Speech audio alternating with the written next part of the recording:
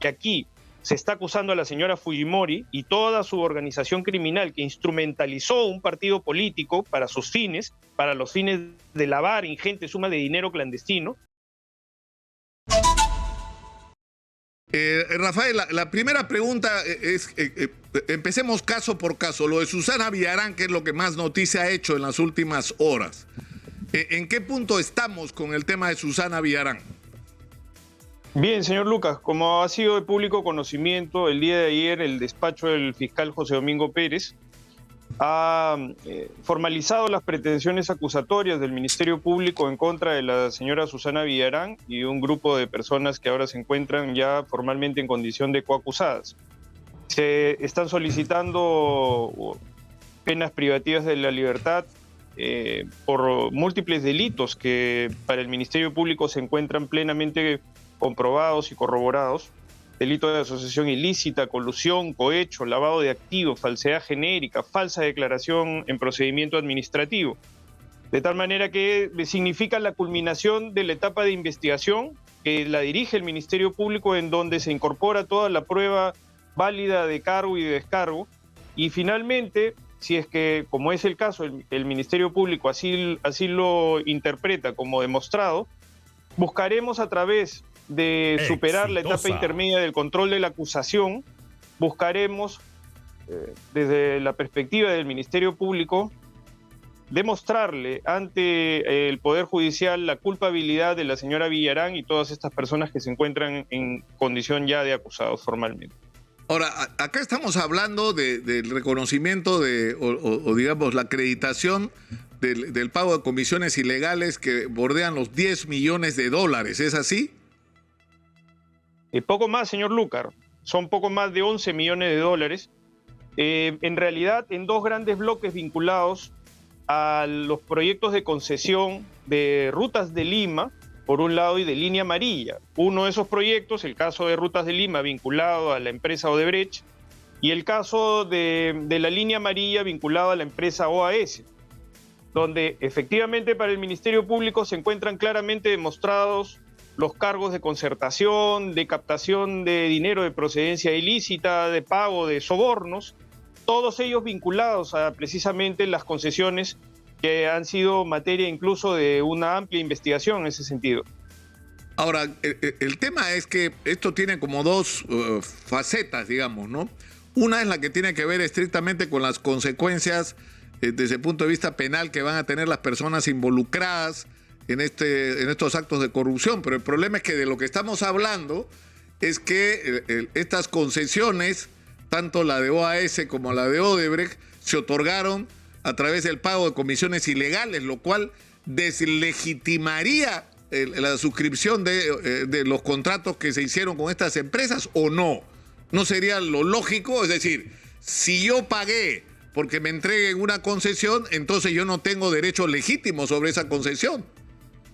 Si yo corrompí funcionarios, ¿no?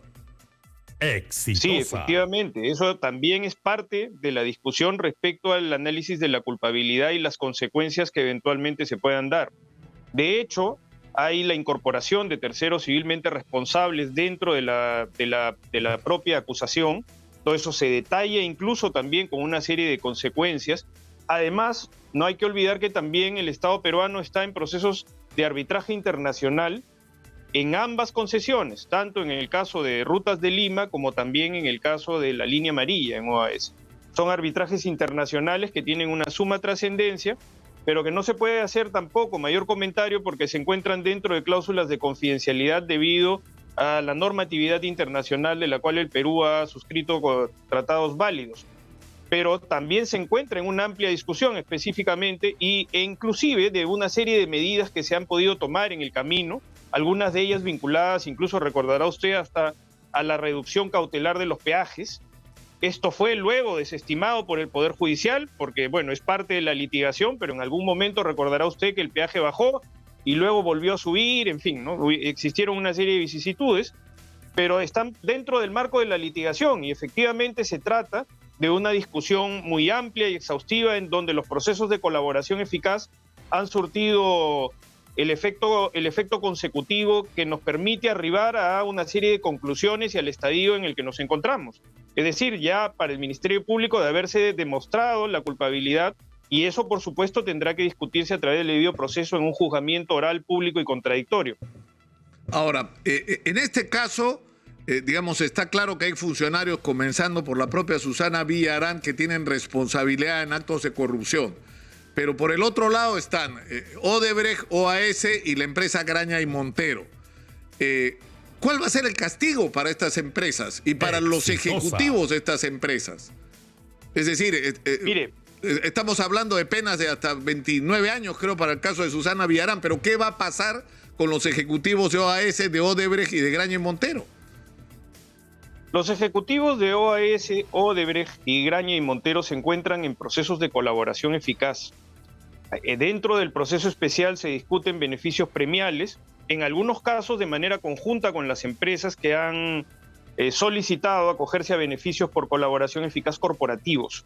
Por otro lado, en el caso de Graña y Montero hay proceso de colaboración eficaz de los investigados José y Hernando Graña en determinado momento, y eso tendrá que resolverse dentro de lo que corresponde a los procesos especiales, en donde los componentes de la colaboración eficaz no solamente están relacionados a la entrega de información, a la delación, sino también al cumplimiento del pago de resarcimientos importantes a favor del Estado, y que a partir de esos resarcimientos pueda también incorporarse una validación del daño que se produjo al Estado peruano por estas graves circunstancias delictivas. Claro, porque acá lo que o sea, hay una controversia evidentemente sobre el tema del recurso de la colaboración eficaz, que algunos dicen se usa como instrumento político. Yo creo que es un instrumento extraordinariamente valioso para la lucha contra el crimen y en este caso contra la corrupción. Ahora, el problema es que si, por ejemplo, un empresario reconoce que pagó una comisión ilegal, que corrompió a un funcionario y que estuvo involucrado en toda esta organización criminal de corrupción, se acoge a la colaboración eficaz, pero eso no debe significar necesariamente que se exime de cualquier pena de cárcel, por ejemplo. Bueno, no irás 25 años, pero sí irás a la cárcel. Y las penalidades económicas tendrían que ser, como usted dice, doctor Vela, en relación directa con el daño y el perjuicio que se ha causado al Estado peruano. Pero, por ejemplo... Sí. Sí, no, le decía al señor Lucar de que efectivamente hay una valorización no solamente de la información que ha sido objeto de entrega, que tiene que pasar por un proceso sumamente prolijo de validación, porque esto luego determina, como correctamente usted lo ha dicho, una sentencia de condena para el colaborador. El colaborador es condenado.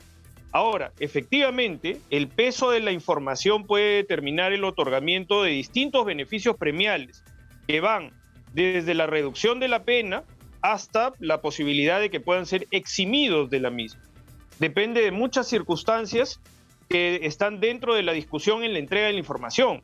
La entrega de la información, como ya ahora incluso es público por otros procesos de colaboración eficaz, tiene connotaciones en no solamente los términos, como le decía, de la delación, es decir, de incorporar a otras personas a través de la información válidamente entregada, sino también de la entrega de la propia información que está en poder del colaborador eficaz y sin cuya información, casi de imposible consecución, si no se instrumentaliza el proceso de colaboración eficaz, no podría estar en manos de la justicia, y eso conspiraría gravemente contra la averiguación de la verdad, de tal manera que para nosotros como fiscales es una herramienta sumamente valiosa, en donde evidentemente luego hay que discutir proporcionalidad y razonabilidad de los beneficios a otorgarse, porque los jueces, señor Lucar, como usted comprenderá, no son mesa de parte de los fiscales, es decir, tiene que haber una validación también de la razonabilidad de cada uno de esos beneficios que se discuten en cada momento. Ahora, porque el problema de la percepción que pueda haber de un sector de la ciudadanía que me parece legítimo, es decir, por ejemplo, un empresario corrompe a un funcionario público y es parte de esta cadena de corrupción, se acoge a la colaboración eficaz, digamos, da la información que permite identificar a quienes participaron en este proceso, se libra de toda responsabilidad, paga una cantidad que en relación a sus recursos le puede resultar menor, es decir, casi un sencillo para las fortunas que pueden mover estas personas y corporaciones, y continúe incluso contratando con el Estado. Eso resulta hasta irritante, ¿no? O sea, es como que tal vez que ese no sea el camino para corregir el comportamiento a favor de la corrupción de algunos empresarios.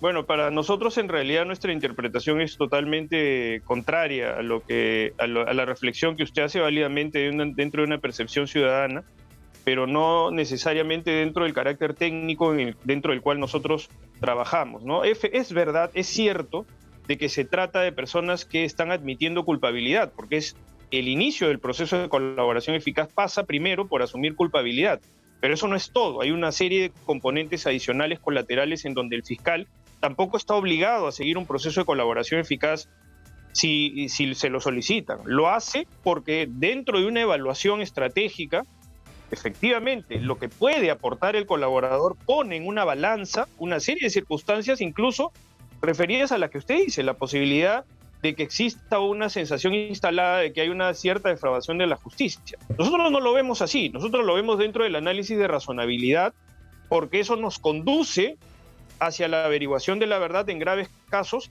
vinculados a graves prácticas de crimen organizado, en lavado de activos, en corrupción de funcionarios. Entonces tenemos que ser selectivos con las colaboraciones eficaces. Rafael. Yo creo que el gran reto, señor Lucar, si me permite solamente esta frase, el gran reto está en ser capaces de ser selectivos y que efectivamente los procesos de colaboración eficaz no determinen una rendición del sistema de justicia a partir de lo que usted acaba de decir, y eso pueda generar una sensación de impunidad. Rafael, tenemos que ir a la pausa. Le agradecería que se mantenga conectado y regresemos a hablar inmediatamente del caso Keiko Fujimori y de los otros que están en manos del equipo especial que usted encabeza. Vamos a la pausa, regresamos con Rafael Vela. Estamos conectados vía Zoom con el fiscal Rafael Vela, coordinador del equipo especial Lavajato, y le preguntaba a Rafael Vela ¿cuál es exactamente la situación de la acusación contra Keiko Fujimori y compañía, y por qué ha demorado tanto este proceso?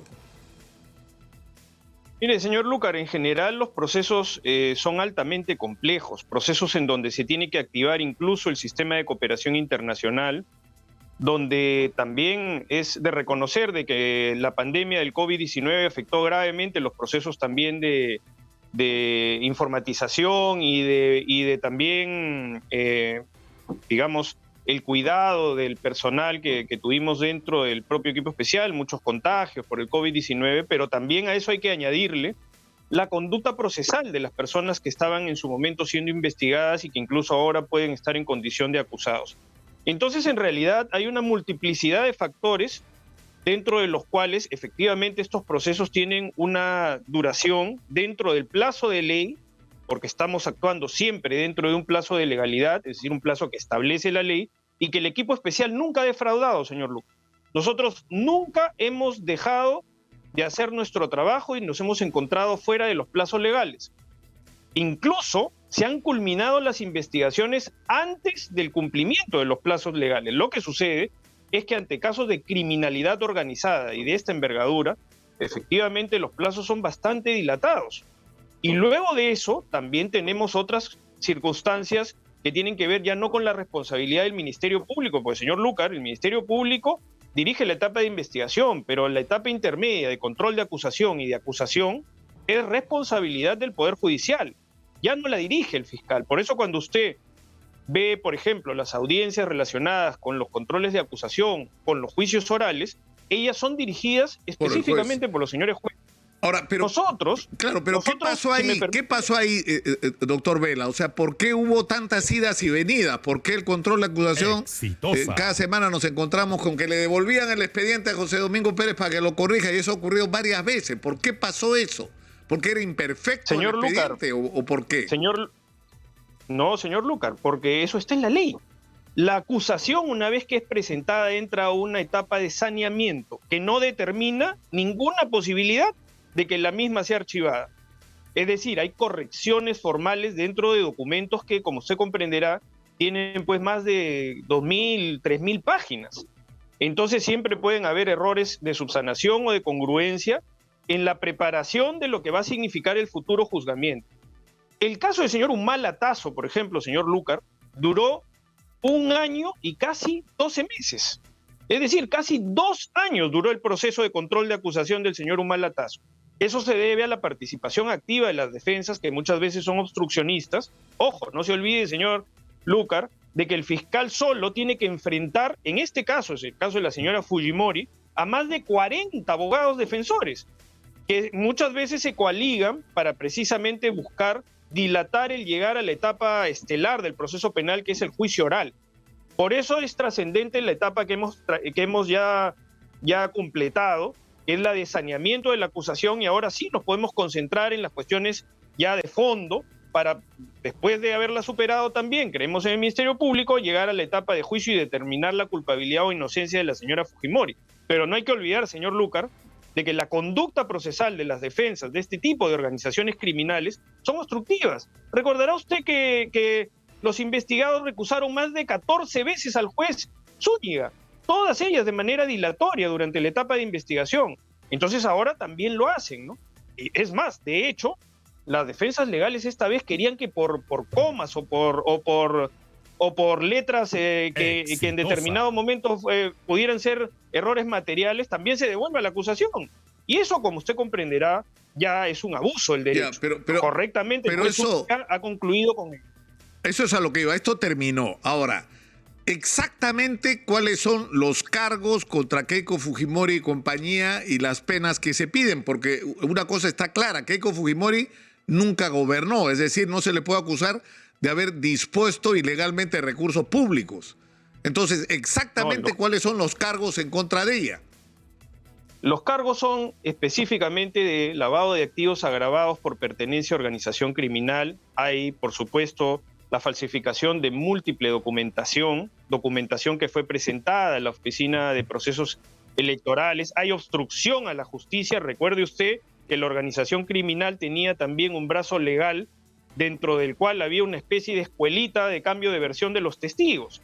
Entonces, toda esa estructura criminal termina siendo, en este caso, acusada, y son muy graves penas. Por supuesto, penas muy graves que se van a discutir dentro, estimamos nosotros, del debido proceso de llegar a la acusación. Recordará usted, señor Lucar, que aquí se está acusando a la señora Fujimori y toda su organización criminal que instrumentalizó un partido político para sus fines, para los fines de lavar ingentes sumas de dinero clandestino, a partir de captar activos en la campaña del año 2010-2011 y en la campaña del año 2015-2016. Por eso es que estamos hablando de dos momentos. Uno, mayormente vinculado al caso Odebrecht, que es el aporte de más de $1 millón de esta empresa proveniente del Departamento de Operaciones Estructuradas, que como ya se sabe es un fondo clandestino ilegal. Y por otro lado también la captación de sumas enormes de dinero clandestino no bancarizado, entregados en efectivo, en maletas, ¿no? De múltiples corporaciones que fueron defraudadas por sus propios líderes empresariales. Y todo eso ha sido materia ya de una exhaustiva investigación y está claramente demostrado para nosotros que la señora Fujimori y el grupo de la señora Fujimori de acusados en este caso conocían y presumían, o podrían haber presumido porque son cargos distintos, ¿no?, el origen ilícito de todas estas cantidades de dinero, dadas las condiciones dentro de las cuales fueron percibidas. De tal manera que aquí no estamos hablando, señor Lucar, de captación específicamente de dinero de procedencia del Estado como tal. Entonces, la discusión es una discusión más bien sí de la naturaleza de poder atribuir dentro de la organización criminal la instrumentalización de un partido político dentro del cual la señora Fujimori en algún momento fue congresista, y luego que los congresistas que formaban parte de esta organización obstruyeron permanentemente la acción de la justicia. Es decir, hay una instrumentalización de la política con fines, por supuesto, de carácter ilícito.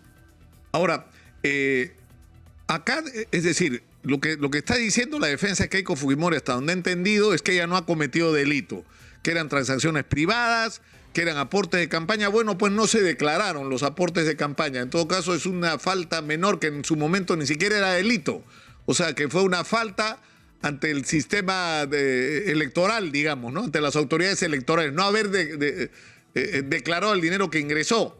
Pero ¿se ha podido determinar cuál es el destino que tuvo el dinero que recibió? O sea, ¿cuánto dinero recibió en total Keiko Fujimori ¿Cuánto entró realmente al partido y cuánto está en la sombra del misterio en este momento? Absolutamente, señor Lucar. Específicamente, no se debe olvidar su público de el conocer el vocablo ya aceptado coloquialmente del famoso pitufeo. Es decir, la introducción de enormes cantidades de dinero clandestino a través de la división diminuta en personas que no tenían capacidad de poderlo aportar. Todo eso está claramente determinado. Es decir, en términos de suficiencia probatoria, el Ministerio Público, yo diría que esta maniobra obstructiva de devolver sucesivamente la acusación, creo que les va a terminar siendo absolutamente perjudicial, señor Lucar, porque ahora la acusación más bien ha sido, yo diría que incrementada en su potencia, porque la posibilidad del saneamiento precisamente lo que da es que ya no exista ningún nivel de discusión sobre todo el material aportado y pasemos a una discusión ya de la culpabilidad o inocencia a través de toda la prueba que se va a incorporar válidamente en esta etapa. De tal manera que en ese aspecto, señor Lucar, nosotros confiamos en la solidez de todo el arsenal probatorio que el Ministerio Público ha logrado incorporar, en donde claramente está la captación de dinero que tiene una procedencia ilícita. Recuerde, señor Lucar, que aquí estamos hablando del origen ilícito de la actividad criminal previa, también, ojo, del fraude en la administración de personas jurídicas. Es decir, personas jurídicas que fueron defraudados por sus propios empresarios, absolutamente fuera del objeto del negocio, bancos, corporaciones de distinto tipo, y que finalmente, a partir de liquidar ese dinero en efectivo, eludir los sistemas de control de prevención antilavado, conocedores además de eso, por supuesto con esas agravantes, introdujeron grandes sumas de dinero, enormes sumas de dinero, en el patrimonio de esta organización criminal. La organización criminal lo que hace es incorporar parte de ese dinero dentro de la campaña y parte al patrimonio privado de las cabezas de esta organización criminal, teniendo aparatos claramente determinados en la captación de los recursos y finalmente su ocultamiento, ¿no? No hay que olvidar que también nosotros tenemos importantes colaboradores eficaces. En este caso, señor Lucar, hay más de 15 colaboradores eficaces ya aprobados por la justicia peruana, es decir, que ya tienen la condición de haber sido sentenciados a través de los procesos de colaboración eficaz. Lo cual supone haber corroborado de una manera fehaciente la información. Yo quisiera aprovechar, Rafael, el tiempo que tenemos para sacarle el jugo a esta conversación. Puntualmente, Alejandro Toledo, ¿cuándo, o sea, qué falta para que venga Alejandro Toledo y enfrente a la justicia?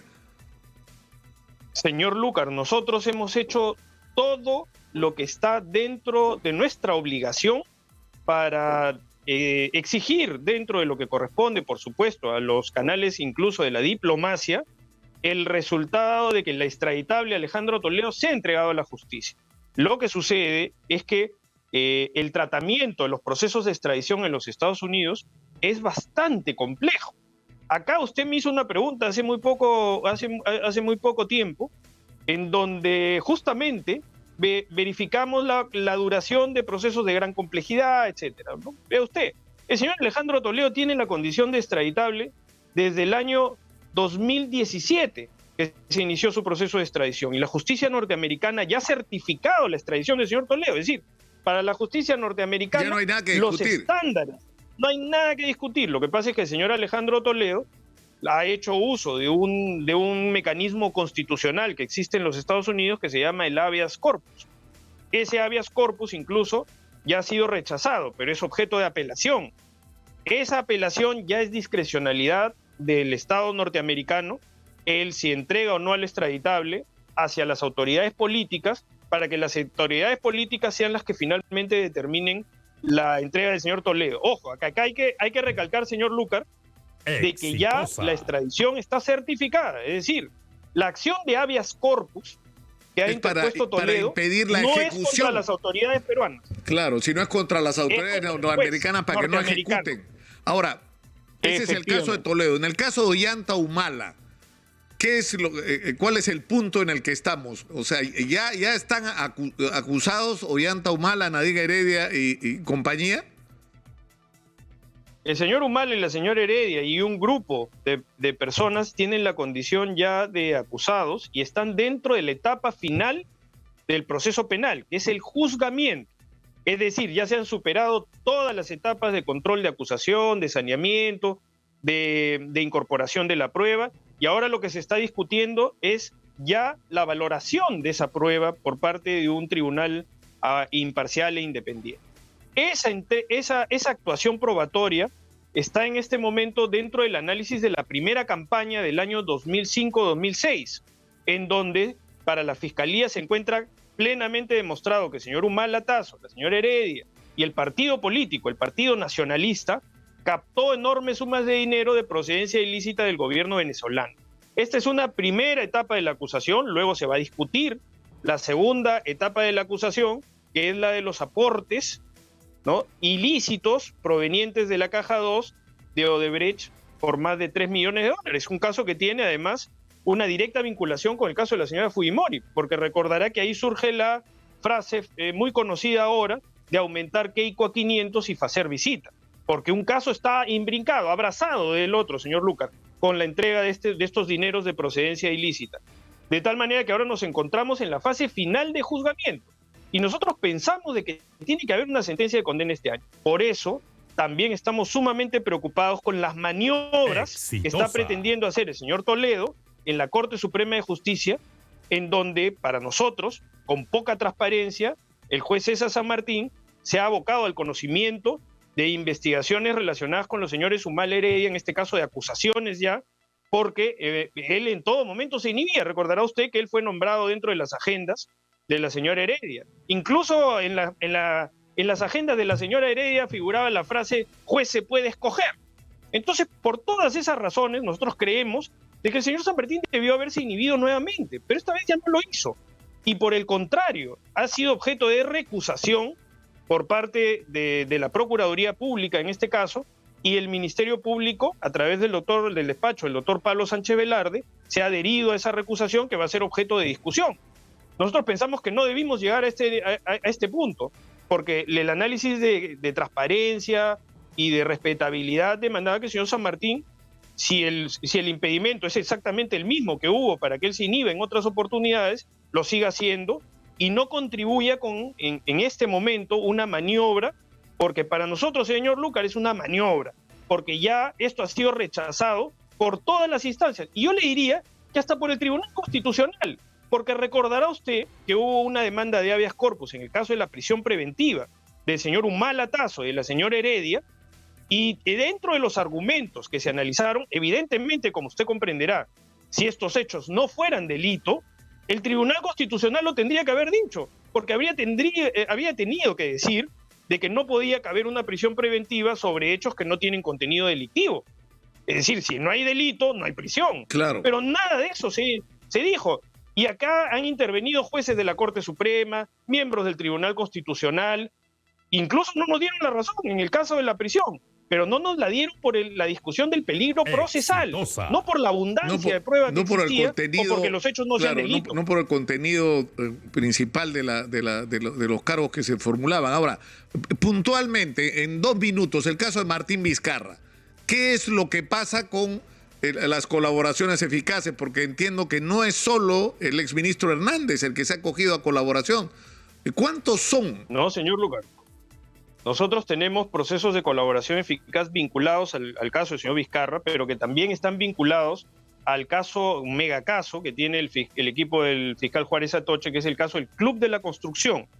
Y ahí tenemos también un grupo de colaboradores eficaces y de empresas que no solamente se han rendido ante la justicia, sino que han aportado muy valiosa información relacionada a estos casos y al caso del señor Vizcarra.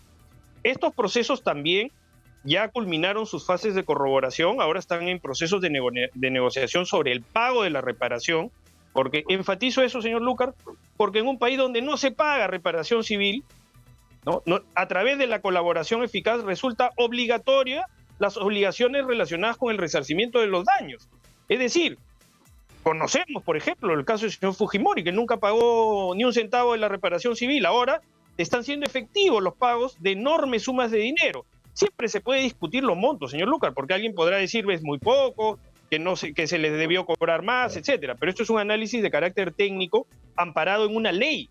Y la ley lo que determina es que las empresas que se someten a procesos de colaboración eficaz tienen que pagar resarcimiento al Estado, pero luego de un proceso también de análisis de sus condiciones financieras, porque aquí no estamos hablando de reparaciones simbólicas, estratosféricas, sino de lo que la empresa puede pagar y la posibilidad de su resocialización, porque detrás de cada empresa también hay una realidad social, ¿no? Hay una cantidad de empleados. Recordará usted que estas son empresas de enorme tamaño, señor Lucas.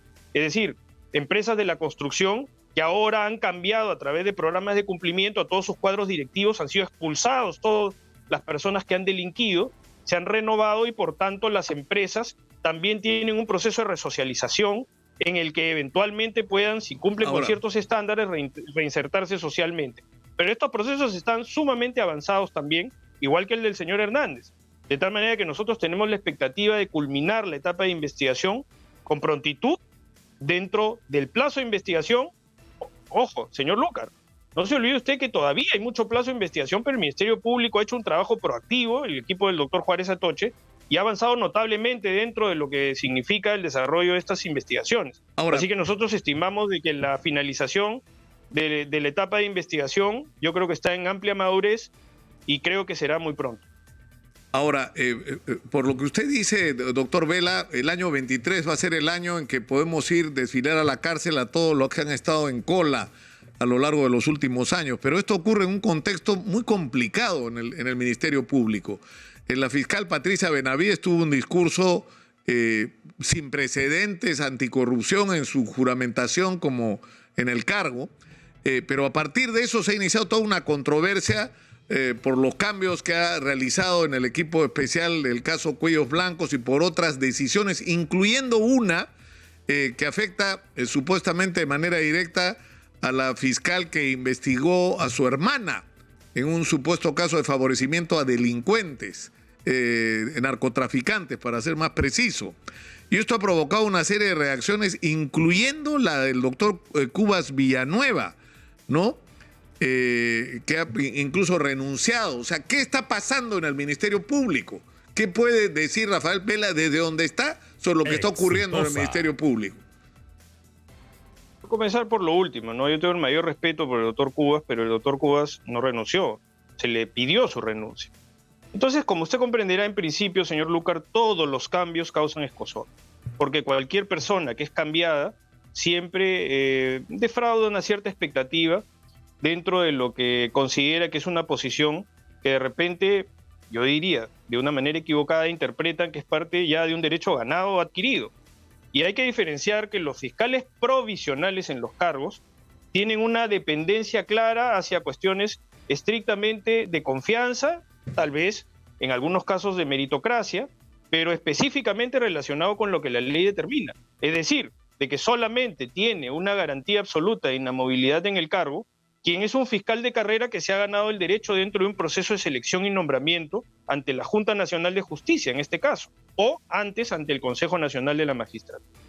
De tal manera que todos los cambios, yo no voy a hacer una referencia exacta, señor Lucar, porque hay algunos casos que yo no podría tampoco sustituirme a lo que ya ha sido decidido y argumentado, pero lo que sí le puedo decir es lo que yo puedo dar testimonio en mi interacción, ¿no? Yo he tenido interacciones, como usted sabe, en el caso de los Cuellos Blancos, a través de entrega de información que fue más bien, yo diría que complicada dentro de la gestión que se realizaron, y por tanto yo creo que la señora fiscal de la Nación está tomando decisiones dentro de una perspectiva de gobernabilidad en un proyecto de política institucional a 3 años, que es el que le corresponde, que recién está iniciando. Y dentro de esos cambios, señor Lucar, no hay ningún fiscal de la Nación que al inicio de su gestión no haya hecho los cambios que corresponden a sus criterios de confianza y de gobernabilidad. Ha sucedido lo mismo en todos los casos, y en cantidades iguales o hasta mayores de cambios. Cada fiscal de la Nación que ingresa a un proyecto político de 3 años, señor Lucar, cambia a las personas que fueron de la confianza del anterior, que no tienen la condición de titular. Cubas Villanueva ha dicho, Víctor, que se ha maltratado innecesariamente a fiscales de impecable trayectoria. El problema es que entiendo que ha incluido en la lista al doctor Fernández Alarcón. No, que a mí cuando yo le pregunté sobre la famosa reunión en el estudio de Oscar Peña, donde se encuentran los Cuellos Blancos con la gente de Keiko a través del congresista Rolando Reate para conspirar y sacar a Baltasar Morales Parragués del Consejo de de la Magistratura para poner a la doctora María Zavala. O sea, eso es un escándalo, ¿no? Y me mintió cuando me dijo que él, de propia iniciativa, le había entregado la información al equipo especial Lavajato, y eso no era cierto. Eso no era cierto. Le sumo es más, creo que que hasta hoy la información que se entregó no ha sido validada en una colaboración eficaz, pese a que él mismo dijo que se había certificado como cierta. Bueno, nosotros le hemos incorporado en la acusación de la señora Fujimori. Es información que se encuentra ya dentro de la acusación de la señora Keiko Fujimori, la información a la que usted hace referencia, pero yo le añado algo adicional. Ha salido claramente un pronunciamiento del señor fiscal supremo, ex fiscal de la Nación, el señor Pablo Sánchez, donde claramente ha dicho de que él nunca fue expulsado, removido de su condición de coordinador del equipo de los Cuellos Blancos, sino que más bien él ya había culminado con su trabajo y corresponde a la señora fiscal de la Nación tomar todas las cuestiones relacionadas con el ordenamiento de un equipo especial que trabajaba, yo diría, de manera balcanizada, ¿no? Es decir, con tantas teorías del caso como fiscales existían. Comprenderá, señor Lucar, que en un equipo especial lo que debe primar siempre, más allá de la individualidad y por supuesto, la autonomía de cada fiscal, tiene que haber una coordinación permanente, porque si no, imagínense lo que resulta siendo de que yo tengo un colaborador eficaz, ¿no?, dentro de mi trabajo y de repente otra estancia le pide prisión preventiva, ¿no? Es decir, silencia a ese colaborador eficaz, ¿no? Porque estaría prácticamente siendo inorgánica la estrategia común, ¿no? Entonces, siempre pueden ser decisiones polémicas, señor Lucar, para quienes tienen que dejar estas posiciones, ¿no? Pero son posiciones que no se han ganado en derecho en estricto. Es decir, las condiciones de confianza, los coordinadores nacionales, las personas que ocupan un cargo provisional, corresponden dentro de la estructura de la legalidad al poder que tiene la señora fiscal de la Nación. Y ojo, si tendríamos que hacer una evaluación de ello, no podríamos juzgar de manera diferente al resto de fiscales de la Nación. Es decir, a todas las personas que sucesivamente hacen una cantidad enorme de cambios y que todos ellos corresponden estrictamente a los criterios de gobernabilidad y confianza. Tenemos que terminar la entrevista. Yo le pediría al doctor Vela en un minuto la respuesta a esta pregunta. ¿Usted se siente respaldado por la doctora Benavides, la nueva fiscal de la Nación? ¿Ella les ha dado el respaldo? Absolutamente. Señor Lucar, por eso es que ahora ya podemos seguir sumando, mejor dicho, ya podemos tener 10 acusaciones en el caso Lavajato. Y podemos tener, por supuesto, la preocupación de solucionar los problemas logísticos. De hecho, la señora fiscal de la Nación maneja un presupuesto heredado y está tratando de conseguir los recursos. Pero lo que sí le puedo decir, señor Lucar, es que nosotros tenemos también el respaldo de la señora fiscal de la Nación. Si no, yo no estaría en esta posición de abiertamente decirlo, porque efectivamente dentro del grupo que yo lidero, necesitamos también las condiciones para nosotros poder culminar con nuestro trabajo. Y eso es lo que la señora fiscal de la Nación a mí me lo ha manifestado directamente, de tal manera que de eso sí yo puedo dar testimonio y puedo dar fe.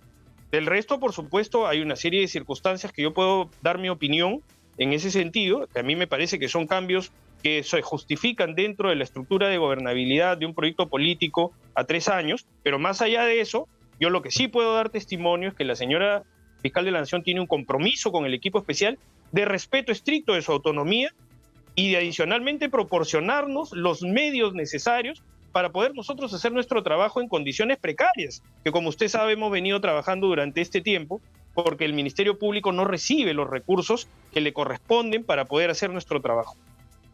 Doctor Vela, le agradezco muchísimo por habernos atendido esta mañana, ha sido muy gentil.